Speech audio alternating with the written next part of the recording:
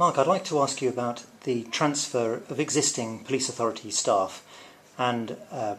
when they're re-employed by the PCC, and under what circumstances they would or would not need a confirmation hearing to confirm their appointment. Have you got any comments on that situation?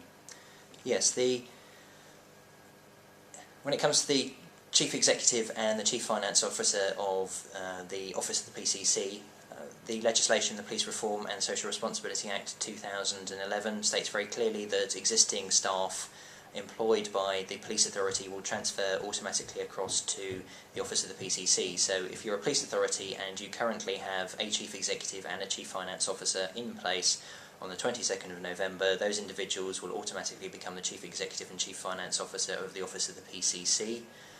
There won't be, therefore, any need for any confirmation hearing to be held in that particular situation, and the Home Office advice they gave us at the event we held on the 23rd of October was very clear that that's the exact position, that they won't need to have confirmation hearings in that particular situation. However, there's a number of places where the Chief Executive and the Chief Finance Officer are one and the same individual in a number of police authorities. Under the legislation, those positions have to be separated, and I know that some police authorities are going through that process now. So if you've got somebody who is currently Chief Exec and Chief Finance Officer, one assumes they'll probably remain as the Chief Executive and will, at the point on the transfer on the 22nd of November, automatically become the Chief Executive of the PCC and won't therefore be subject to a confirmation hearing. With the Chief Finance Officer post in that particular situation, there might be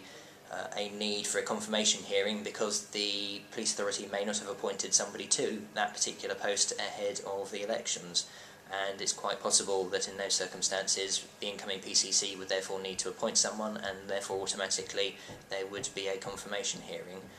One also has to take account of what happened here in London when the new Deputy Mayor for Policing was appointed back in May. One of the first actions that he took in coming into position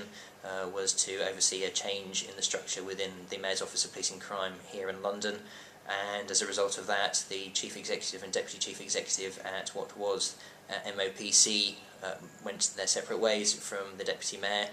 and in those particular situations it could be replicated elsewhere around the country with PCCs coming in and saying actually they want to start off afresh, have a new leadership within their Office of Police and Crime Commissioner, and therefore not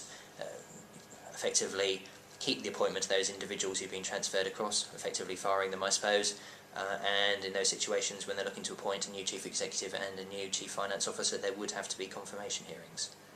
Thank you very much.